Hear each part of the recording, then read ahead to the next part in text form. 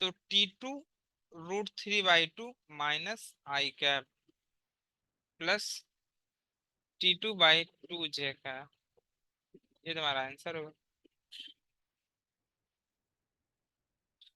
ठीक ना। अब इसके बाद तुम हेडिंग डाल सकते हो यूनिट वेक्टर अलजेब्रा। तो यूनिट वेक्टर को कैसे ऐड या सब्ट्रैक्ट करोगे उसके बारे में होगा। इसको नोट कर लो पहले।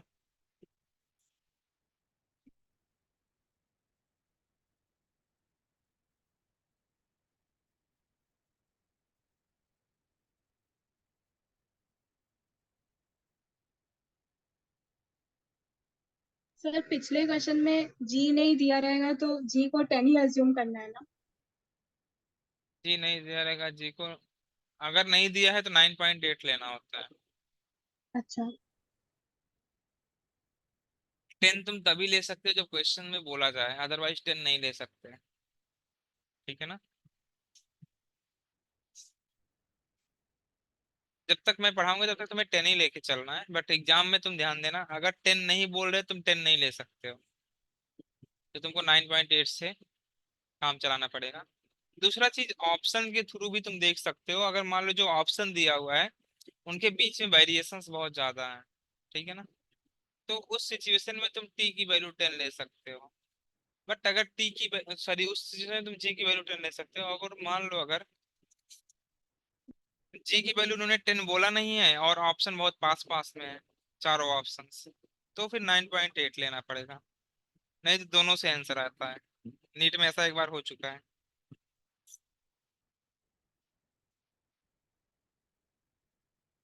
ठीक है ना। तो हेडिंग तुम्हारी पड़ेगी यूनिट वेक्टर अलजेब्रा।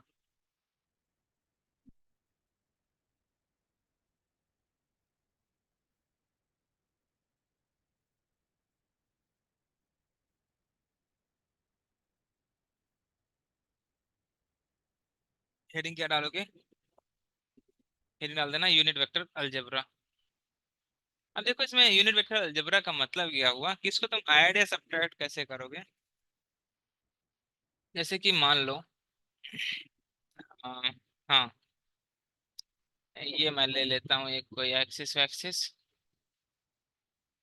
इसको बढ़ा दो ऐसे। ये मान लो ये वेक्टर R1 है एंड ये एंगल है θ1। ये है तुम्हारे पास में vector R2 and this angle is θ2 मान लिया मैंने। ये तुम्हारा एक्स एक्सिस है और ये तुम्हारे पास में वाई एक्सिस है, तुम्हारा माइनस वाई एक्सिस है। तो तुम मुझे लिखा सकते हो यहाँ पे वेक्टर R1 किसके बराबर हो जाएगा। बोलो जल्दी से, वेक्टर R1 कितना होगा।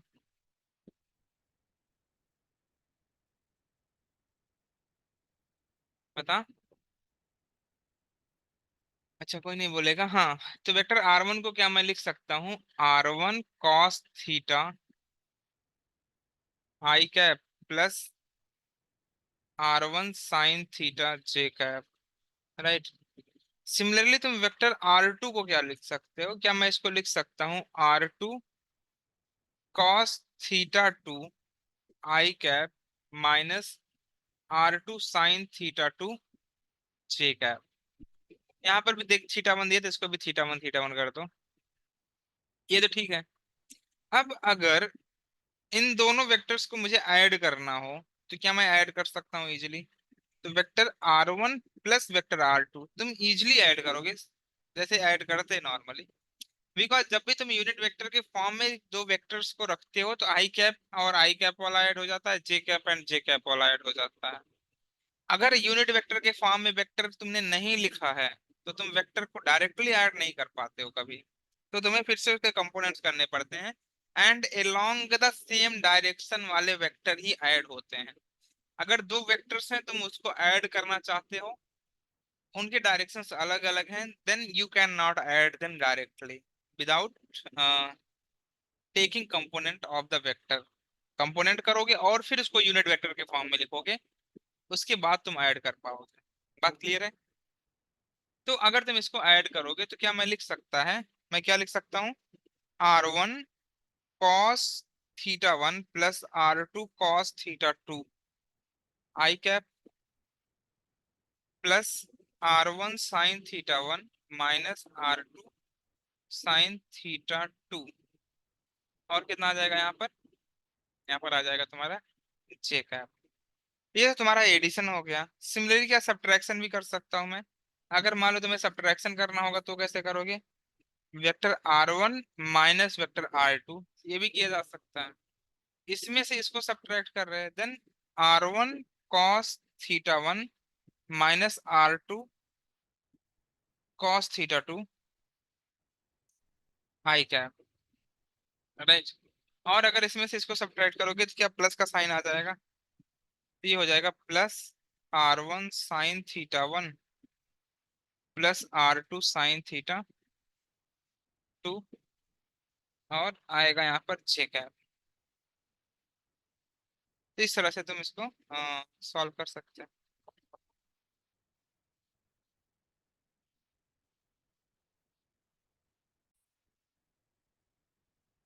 अब मान लो तुमको यहाँ पर दिया हुआ है एक 50 न्यूटन का फोर्स, इसको मैं F1 बोल देता हूँ, एंड दिस इज 50 न्यूटन।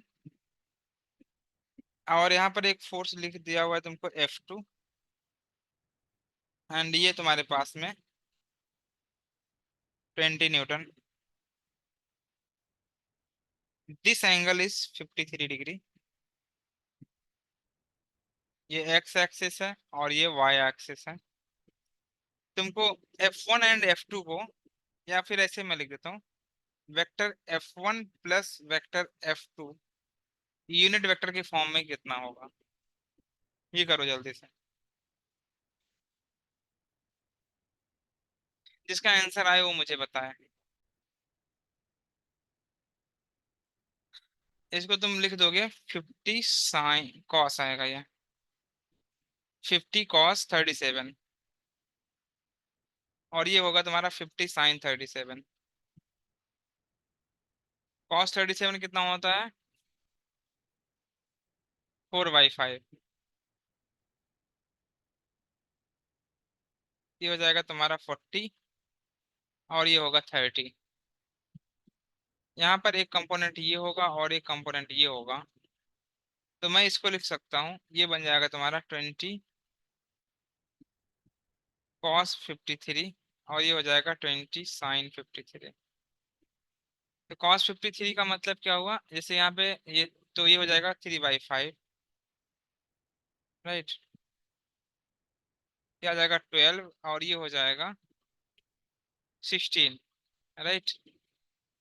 अगर इतनी बात क्लियर है तो यहाँ से तुम क्या लिख सकते हो, जो F1 होगा वो हो जाएगा 40 I cap plus 30 J cap, and F2 जो बनेगा तुम्हारा वो बन जाएगा -12 I cap -16 J cap, right. तो यहाँ से तुम्हें क्या पता चल गया, F1 प्लस F2, ये जो होगा 40 - 12 कितना हो जाएगा, 8, 3 - 1 हो जाएगा 2, 28 I कैप, एंड ये कितना हो जाएगा, 10 - 6 हो जाएगा 4, 14 - 14 J कैप। ये तुम्हारा आंसर होगा। ये ठीक है, नोट कर लो इसको तुम।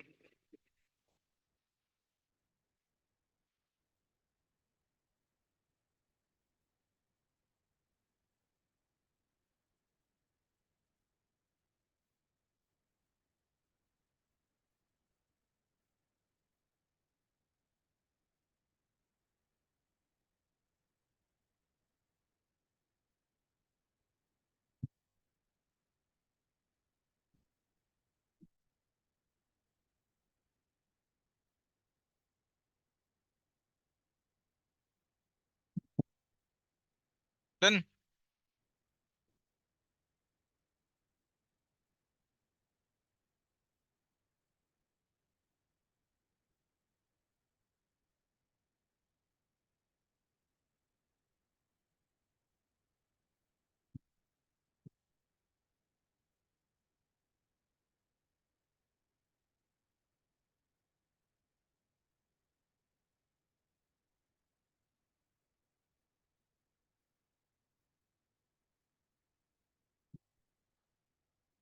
एक डाल देना पोजीशन वेक्टर।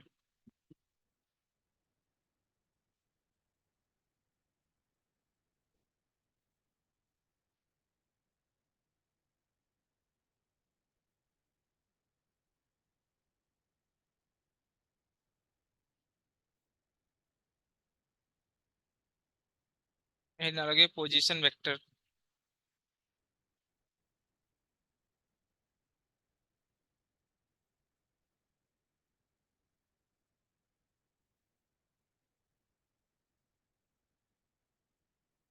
और समझो इसको।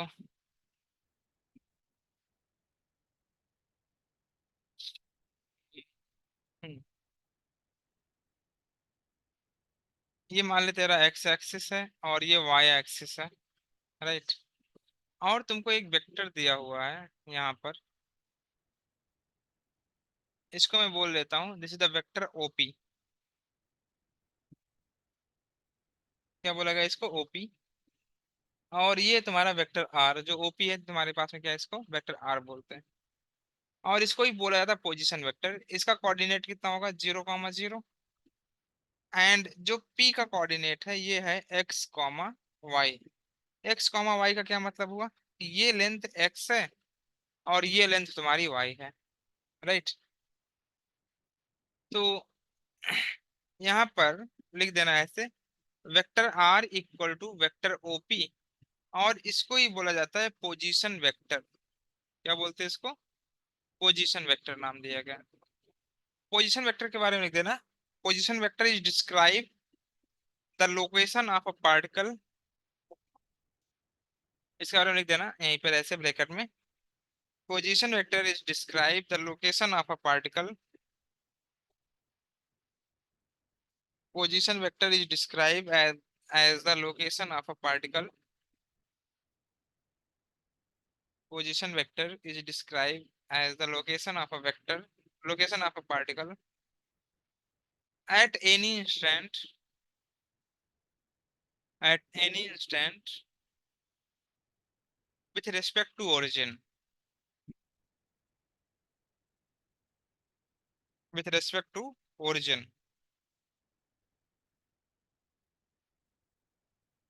right। तो अब मुझे तुम बताओगे यहाँ पर वेक्टर आर को यूनिट वेक्टर के फॉर्म में कैसे लिख सकते हो तुम, बता। क्या मैं इसको ऐसे लिख सकता हूँ, vector r equal to x i cap plus y j cap. ऐसे लिखा जा सकता ना इसको, मैंने अभी के लिए यूनिट वेक्टर यूनिट वन मान, सॉरी क्या बोलते हैं, इक्वेशन वन मान लिया। और इसका तुम मैग्नीट्यूड भी निकाल सकते हो। मैग्नीट्यूड क्या आ जाएगा, मैग्नीट्यूड कैसे निकालते हैं, vector r mod of i cap का कोफिशिएंट कितना है, x square, and j cap का कोफिशिएंट कितना है, वाई। हो जाएगा वाई का स्क्वायर। और फिर इसका रूट लगाते थे, इस तरह से मैग्नीट्यूड निकाला जाता था। आई कैप के कोफिशिएंट का स्क्वायर एंड जे कैप के कोफिशिएंट का स्क्वायर, और उनका रूट लेना होता है। ठीक है ना, तो यहाँ से तुमको मिल जाता है यूनिट वेक्टर का मैग्नीट्यूड। इसके बाद मैं क्या करना चाहता हूँ, तुम्हें ये भी पता है कि जो यूनिट वेक्टर होता है, जो यूनिट वेक्टर होता है, यूनिट वेक्टर का फार्मूला क्या होगा, अगर आर है तो क्या मैं इसके ऊपर आर कैप ऐसे लगाऊंगा, राइट। और फिर क्या लिखते हो तुम, vector r upon magnitude of vector r. Unit vector का यही फार्मूला है। तो इस फार्मूले में अगर तुम equation one, equation one and equation two को सबमिट कर दो, तो क्या मिलेगा तुमको, डायरेक्शन मिल जाएगा। आर कैप इक्वल टू ये हो जाएगा x i cap plus y j cap whole divided by x square plus y square और फिर इसका रूट। ठीक है ना, तो ये होता है तुम्हारा direction of unit vector, position vector. इसको क्या बोलोगे, this is the direction of position vector, right. ये नोट करो, और मैं इस पे एक प्रॉब्लम दे रहा हूँ और उसको तुमको पोजीशन वेक्टर के फॉर्म में लिखना है।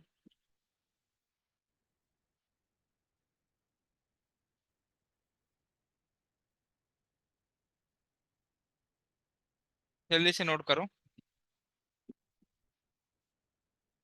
यहाँ पर तुमको दिया है ये वेक्टर आर वन है मान ले, इसको क्या बोल दूं मैं, वेक्टर आर वन। एंड इसका कोऑर्डिनेट दिया तुमको 2,3। तो तुमको वेक्टर आर वन को पोजीशन वेक्टर के फॉर्म में लिखना है। सिमिलरली यहाँ पर मान लो तुम्हारे पास में एक है वेक्टर आर टू एंड इसका कोऑर्डिनेट दिया है 5,-3।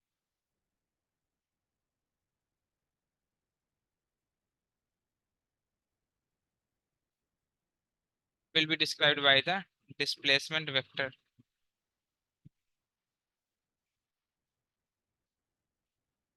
इसमें देखो, ये मान लो तुम्हारे पास में वेक्टर R1 है, और इसको मान लो ये तुम्हारे पास में है वेक्टर R2, एंड इसका मैं कोऑर्डिनेट मान लेता हूँ P है, इसका कोऑर्डिनेट मान लेता हूँ Q है, एंड सॉरी, इसका पॉइंट P है, इसका पॉइंट Q है। इसका कोऑर्डिनेट मान लेता हूँ मैं x1 कॉमा y1 है, इसका कोऑर्डिनेट है x2 कॉमा y2। अब ये इनिशियल पोजीशन था, ये फाइनल पोजीशन है, तो मतलब पार्टिकल यहाँ से यहाँ फाइनली पहुंच जाता है, तो इसका डिस्प्लेसमेंट ये हो जाएगा। देखा? और इसको तुम क्या बोल सकते हो, this is your vector delta R, ये हो जाएगा R2 माइनस R1। तो मुझे R1 लिखा सकते हो, कितना हो जाएगा, क्या मैं R1 को लिख सकता हूँ x1 i cap plus y1 J cap, and R2 को क्या लिख सकता मैं, ये हो जाएगा x2 i cap plus y2 j cap. Is the equation 2। Now if you write delta r, then ये हो जाएगा R2 माइनस R1, और मैं इसको लिख सकता हूँ x2 माइनस x1 का I cap plus y2 minus y1 J cap. Right? ये तुम्हारे पास में वेक्टर फॉर्म आ गया। नाउ जस्ट कैलकुलेट मैग्नीट्यूड, तो मैग्नीट्यूड हो जाएगा square root of x2 minus x1 square plus y2 minus y1 square, x2 minus x1 square and plus y2 minus y1 square. Right? ये हुआ तुम्हारा। Now we want to calculate unit vector, so delta R cap equal to होगा delta R upon magnitude of delta r, तो ये बन जाएगा x2 minus x1 i cap plus y2 minus y1 J cap whole divided by square root of x2 minus x1 square plus y2 minus y1 raise to power 2। Right? So this is the simple सा solution. ये unit vector form है, sorry direction है ये।